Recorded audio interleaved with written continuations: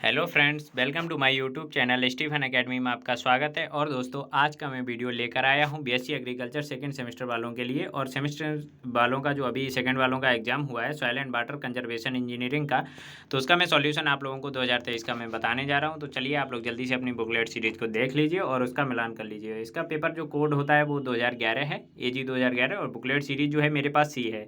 तो आप लोग अपने हिसाब से बुकलेट सीरीज को खोल लीजिए और देख लीजिए कि आपका बुकलेट नंबर कहाँ पर आएगा और किस तरीके से आएगा, ठीक है। और अगर आप लोग चैनल पर नए हो तो चैनल को सब्सक्राइब जरूर करिएगा, और वीडियो अगर पसंद आए तो इसे लाइक कर दीजिए और अपने दोस्तों के साथ भी जरूर शेयर कर दीजिए, जिससे सभी लोग अपने पेपर का मिलान कर सकें, ठीक है। और आप लोगों का जो कल वाला पेपर का मिलान रह गया था उसका भी सॉल्यूशन आप लोगों को आज प्रोवाइड करा दिया जाएगा, ठीक है। आप लोग परेशान ना हो। चलिए देखते हैं, वीडियो शुरू करते हैं। तो इसमें पहला क्वेश्चन दिया गया है कि भारत में अब नलका व रेविन का कुल जो क्षेत्र होता है वो कितना होता है। तो 3 वैसे इसका जो एग्जिट आंसर होता है वो 3.67 होता है, लेकिन यहाँ पर कोई ऑप्शन नहीं है। तो यहाँ पर ऑप्शन नंबर आपका एक नंबर ए नंबर सही होगा, 3.97 मिलियन हेक्टेयर, ठीक है। ऑप्शन नंबर ए सही होगा। अगला क्वेश्चन है कि कौन सा सबसे पहले अधिक परिवहन करने वाला वायु क्षरण होता है। तो कौन सा सबसे अधिक होता है। तो उच्छलन मतलब सैल्यूटेशन होता है। ऑप्शन नंबर आपका बी नंबर राइट होगा। अगला क्वेश्चन है कि निलंबन मृदा कण का आकार होता है। तो निलंबन मृदा कण का जो आकार होता है वो 0.0 mm से भी अधिक होता है, कम होता है।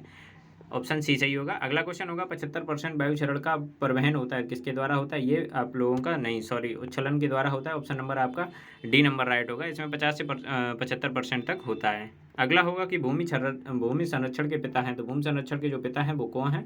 वो H बेनेट हैं। ऑप्शन नंबर आपका बी नंबर राइट होगा। अगला क्वेश्चन है निम्नलिखित में से कौन अस्थायी खड्ड नियंत्रण प्रकार का नहीं है, प्रकार नहीं है। तो कौन सा नहीं है। तो लट्ठा रोक बेस जो होता है ये नहीं होता है। ऑप्शन नंबर आपका, वैसे इसमें दो होने चाहिए, ए और बी दोनों दिख रही हैं। तो देखिए कौन सा सही किया जाता है। इसमें ए और बी वैसे दोनों सही हैं, ठीक है। अगला होगा कि निम्नलिखित में से कौन सी खड्ड नियंत्रण की अभियांत्रिकी संरचना होती है। तो खड्ड नियंत्रण की जो अभियांत्रिकी संरचना है वो कौन सी होती है। ड्रॉप इनलेट स्लिप वे होती है। ऑप्शन नंबर आपका सी नंबर राइट होगा। अगला क्वेश्चन है कि बांध या सड़क पार करने के लिए संरचना का प्रयोग करते हैं, किस संरचना का प्रयोग करेंगे। तो इसमें ड्रॉप स्लिप वे का करेंगे। ऑप्शन नंबर आपका सी नंबर सही होगा। अगला क्वेश्चन आता है कि केंद्रीय लवणता शोध संस्थान, केंद्रीय मृदा लवणता शोध संस्थान स्थित है। तो कहाँ पर स्थित है। ये करनाल में स्थित है। ऑप्शन नंबर आपका डी नंबर सही होगा। अगला क्वेश्चन आता है कि अपवाह जल को सुरक्षित निकास के लिए बनाए जाते हैं। तो कौन से सुरक्षित जलघास युक्त प्रवाह जल प्रवाह के लिए बनाए जाते हैं। ऑप्शन नंबर आपका सी नंबर सही होगा। अगला क्वेश्चन हमारा आता है कि प्राकृतिक जलमार्ग की आकृति होती है। तो प्राकृतिक जलमार्ग की जो आकृति होती है वो कैसी होती है। परवलयिक आकृति होती है, मतलब पैराबोलिक शेप का होता है। ऑप्शन नंबर आपका बी नंबर राइट होगा। अगला क्वेश्चन होगा कि घास जलमार्गों का सबसे प्रयुक्त प्रकार है, आकार होता है। तो किस प्रकार का होता है घास जलमार्गों का। तो ये भी परवलयिक आकार का होता है। ऑप्शन नंबर आपका ए नंबर राइट होगा। अगला क्वेश्चन आता है कि घास युक्त जलमार्गों को प्रभावित करने वाले जो कारक हैं वो कौन से हैं। तो इसमें मृदाकण, स्थलाकृति, वनस्पति, ये सभी होते हैं, उपयुक्त सभी। कर्माक्त जलमार्ग, घास युक्त जलमार्गों को प्रभावित करने वाले जो कारक होते हैं ये सभी होते हैं। ऑप्शन नंबर आपका इसमें डी नंबर राइट होगा। अगला क्वेश्चन होगा कि भारत में कुल बाढ़ प्रवण क्षेत्र है। तो बाढ़ प्रवण क्षेत्र वो कितना है। 40 मिलियन हेक्टेयर। ऑप्शन नंबर आपका सी नंबर सही होगा। अगला क्वेश्चन आता है कि जलमार्गों का प्रयोग किया जाता है। तो जलमार्गों का प्रयोग किसके लिए। जल निकास हेतु, सिंचाई हेतु, जलापूर्ति हेतु, सभी के लिए करते हैं। ऑप्शन नंबर आपका डी नंबर राइट होगा। अगला क्वेश्चन आता है कि वात रोक के प्रयोग करने का उद्देश्य होता है। तो वात रोक, विंड ब्रेक्स का प्रयोग करने के लिए किसके लिए होता है। हवा की गति को कम करने के लिए। ऑप्शन नंबर आपका बी नंबर राइट होगा। अगला होता है कि वात रोक, जो विंड ब्रेक्स होती है इसकी लगाने की सबसे उपयुक्त दिशा जो कौन सी होती है। तो ये उत्तर पश्चिम होती है, नॉर्थ वेस्ट होती है। ऑप्शन नंबर आपका सी नंबर सही होगा। अगला क्वेश्चन आता है कि बालू का टीला एक समस्या है। तो किस क्षेत्रों में ये समस्या होती है। तो एरिड और सेमी एरिड में होती है, ठीक है। ऑप्शन नंबर आपका डी नंबर राइट होगा। अगले क्वेश्चन पर चलते हैं। तो अगला क्वेश्चन आता है कि भविष्य में उपयोग के लिए वर्षा जल का संग्रहण कहलाता है। तो भविष्य में उपयोग के लिए वर्षा जल का जो संग्रहण है वो क्या कहलाता है। तो ये वर्षा जल संग्रहण मतलब वाटर रेन हार्वेस्टिंग कहलाता है। ऑप्शन बी नंबर आपका राइट होगा। अगला क्वेश्चन है कि चौड़े आकार वाली वेदिकाएं कहलाती हैं। तो चौड़े आकार की जो वेदिकाएं होती हैं उन्हें क्या कहते हैं। उन्हें नाली वेदिकाएं, चैनल ट्रेसेस कहते हैं। ऑप्शन नंबर आपका सी नंबर राइट होगा। अगला क्वेश्चन है सीढ़ीदार वेदिकाएं किसके नियंत्रण के लिए सबसे ज़्यादा प्रभावी हैं। तो सीढ़ीदार वेदिकाएं जो होती हैं ये ढाल के नियंत्रण के लिए प्रभावी होती हैं। ऑप्शन नंबर आपका सी नंबर राइट होगा, ठीक है। अगला क्वेश्चन आता है कि वी आकार की अवनलका बनने की जो संभावना होती है वो किस क्षेत्र में होती है। तो ये पहाड़ी क्षेत्रों में अधिक होती है। ऑप्शन नंबर आपका ए नंबर राइट होगा। अगला क्वेश्चन आता है कि भूगर्भिक मृदा क्षरण के रूप में है। तो भूगर्भिक मृदा क्षरण के रूप में क्या होता है। त्वरित क्षरण से कम होता है। ऑप्शन नंबर आपका बी ए नंबर राइट होगा। अगला क्वेश्चन आता है कि एक अधिक प्रभावी वायु क्षरण नियंत्रण उपाय है, तो एक अधिक प्रभावी वायु क्षरण जो नियंत्रण उपाय है वो क्या है, आवरण बनाना होता है। ऑप्शन नंबर आपका ए नंबर राइट होगा। अगला क्वेश्चन आता है कि जल संग्रहण की अधिक आवश्यकता वाला क्षेत्र होता है, तो कौन सा होता है, जल संग्रहण की अधिक आवश्यकता शुष्क क्षेत्रों में अधिक होती है। ऑप्शन नंबर आपका इसमें बी नंबर राइट होगा। अगला क्वेश्चन पे देखते हैं कि ये जल संग्रहण से क्या तात्पर्य है, तो जल संग्रहण से क्या तात्पर्य होता है कि जमीन की सतह से अववाह जल का संग्रहण करना और ऊपरी परत में पानी का भंडारण करना। तो ऑप्शन नंबर आपका सी नंबर राइट होगा, ए और बी दोनों। अगला क्वेश्चन होता है कौन सी मिट्टी अपरदन के लिए प्रतिरोधी है, तो कौन सी मिट्टी अपरदन के लिए प्रतिरोधी है, तो ये क्ले सॉइल होती है। ऑप्शन नंबर आपका बी नंबर राइट होगा। अगला क्वेश्चन क्या है कि संघनन कम करता है, तो संघनन किसको कम करता है, तो संघनन क्या करता है, ये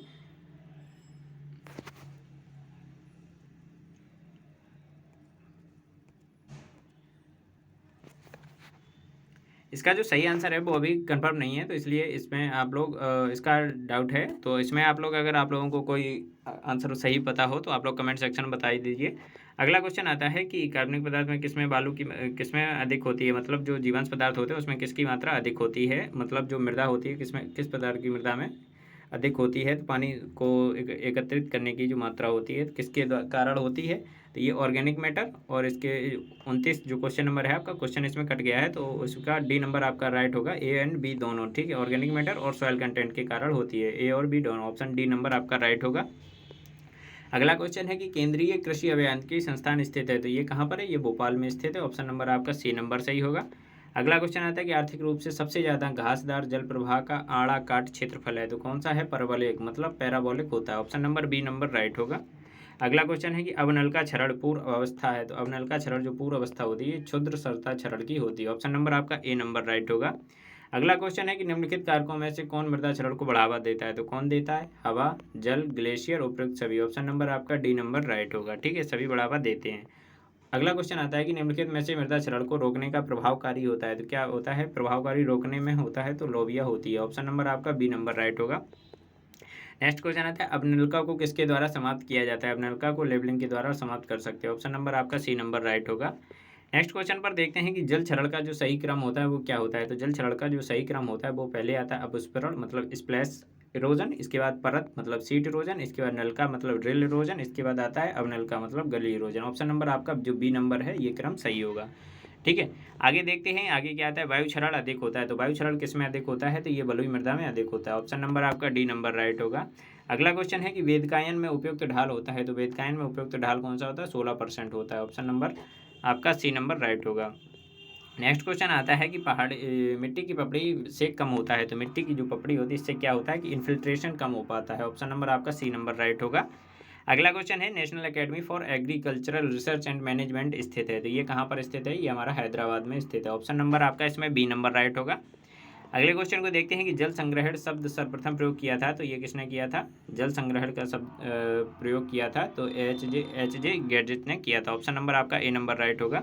अगला क्वेश्चन है सार्वभौमिक मृदा ह्रास समीकरण प्रदर्शित करता है, तो किसका, औसत वार्षिक ह्रास का। ऑप्शन नंबर आपका डी नंबर राइट होगा। नेक्स्ट क्वेश्चन को देखते हैं कि फार्मूला ए बराबर आर की एल एस सी पी में आर प्रदर्शित करता है, तो आर किसको प्रदर्शित करता है, आर ये कटाव को, रन ऑफ और रनफॉल को, इरोजिविटी को प्रदर्शित करता है, ठीक है। ऑप्शन आपका बी नंबर राइट होगा। अगला क्वेश्चन आता है कि यूएसएलई ने फसल प्रबंधन प्रणाली संरक्षण प्रणाली प्रदर्शित की है, तो किसके प्रदर्शित करता है, तो इसमें सी और पी में करता है। ऑप्शन नंबर आपका ए नंबर राइट होगा। अगला क्वेश्चन है कि फार्मूला आपका ये जो दिया गया है CIA 360 दिया है, किसने दिया था, तो इसका सही आंसर अभी कंफर्म नहीं है। अगर आप लोगों को पता है कमेंट सेक्शन में बता दीजिए। अगला आता है कि अपरमेय विधि में CIA प्रदर्शित करती है, तो इसमें क्या है कि अधिकतम जल अपवाह को प्रदर्शित करती है। ऑप्शन नंबर आपका बी नंबर राइट होगा। अगला क्वेश्चन आता है कि परमेय विधि से नापा जाता है, परमेय विधि से किसे मापा जाता है, तो अधिकतम जल प्रवाह दर को अपवाह दर को मानते हैं। Option number A number right होगा। अगला क्वेश्चन है कि जल समिट क्षेत्र में सबसे अधिक दूर बिंदु से जल निकास बिंदु तक अपवाह जल के पहुंचने में दिया गया समय कहलाता है, तो क्या संकेंद्रण काल कहलाता है। ऑप्शन नंबर आपका बी नंबर राइट होगा। अगले क्वेश्चन को देख लेते हैं कि अपर्दन को बढ़ावा देने वाली जो फसल होती है इनमें से कौन सी होती है, तो ये मक्का होती है, ठीक है। ऑप्शन नंबर आपका सी नंबर राइट होगा।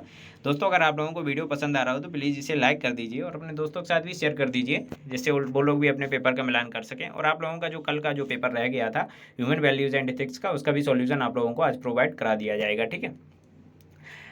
अगला क्वेश्चन आता है कि भारत का कुल भौगोलिक क्षेत्रफल है, तो कुल भौगोलिक क्षेत्रफल कितना होता है? 328.7 मिलियन हेक्टेयर होता है। ऑप्शन नंबर आपका डी नंबर राइट होगा। अगला क्वेश्चन है CAZRI कजरी जो है ये कहाँ पर स्थित है? ये जोधपुर में स्थित है। ऑप्शन नंबर आपका जोधपुर राजस्थान में। ऑप्शन नंबर आपका बी नंबर राइट होगा। अगला क्वेश्चन है तोड़ना, परिवहन और निक्षेपण प्रक्रिया है, तो किसकी होती है? तोड़ना, परिवहन और निक्षेपण, तो ये भूमि क्षरण की होती है। ऑप्शन नंबर आपका बी नंबर राइट होगा। अगले क्वेश्चन को देखते हैं कि मृदा अपरदन की जो दूसरी अवस्था होती है वो कौन सी होती है? तो ये सीट इरोजन होती है, परत क्षरण। ऑप्शन नंबर आपका ए नंबर राइट होगा। अगला आता है कि भूगर्भिक क्षरण कहलाता है, तो भूगर्भिक क्षरण किस प्रकार के क्षरण को कहते हैं? तो ये रासायनिक क्षरण, जल क्षरण तथा प्राकृतिक क्षरण तीनों को कहा जाता है। ऑप्शन नंबर आपका डी नंबर राइट होगा। अगला है कि त्वरित कटाव कहलाता है। त्वरित कटाव क्या कहलाता है? तो त्वरित कटाव किसे कहते हैं? तो ये प्राकृतिक क्षरण को त्वरित कटाव कहा जाता है। ऑप्शन नंबर आपका सी नंबर राइट होगा। अगला होगा कि मृदा क्षरण को प्रभावित करने वाले कारक हैं, तो मृदा क्षरण को प्रभावित करने वाले कारक जलवायु, स्थलाकृति, वनस्पति, तो ये सभी होते हैं। तो इसका मतलब ऑप्शन नंबर आपका डी नंबर राइट होगा, उपयुक्त सभी। ठीक है। अगला क्वेश्चन आता है कि मृदा क्षरण किसानों के लिए एक गंभीर समस्या है, तो किस प्रकार की गंभीर समस्या है?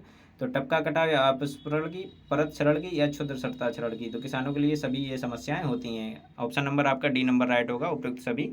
अगला आता है कि पंजे की आकार की संरचना पाई जाती है, तो पंजे की आकार की जो संरचना होती है ये रिल इरोजन में पाई जाती है। ऑप्शन नंबर आपका सी नंबर राइट होगा। अगले क्वेश्चन को देखते हैं कि वड़ी अवनलिका की गहराई क्या है? तो वड़ी अवनलिका की गहराई जो होती है वो क्या होती है? तो ये 5 से ग्रेटर देन होती है, लेस देन। ठीक है। ऑप्शन नंबर आपका डी नंबर राइट होगा। अगला क्वेश्चन है कि IGFRI स्थित है, तो IGFRI कहाँ पर स्थित है? तो ये झांसी में स्थित है। ऑप्शन नंबर आपका बी नंबर इसमें राइट होगा।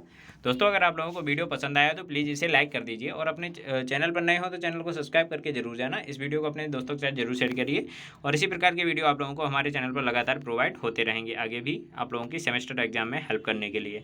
तो चलिए वीडियो को शेयर कर दीजिए। मिलते हैं आप लोगों को नेक्स्ट वीडियो में नेक्स्ट टॉपिक के साथ, तब तक के लिए धन्यवाद।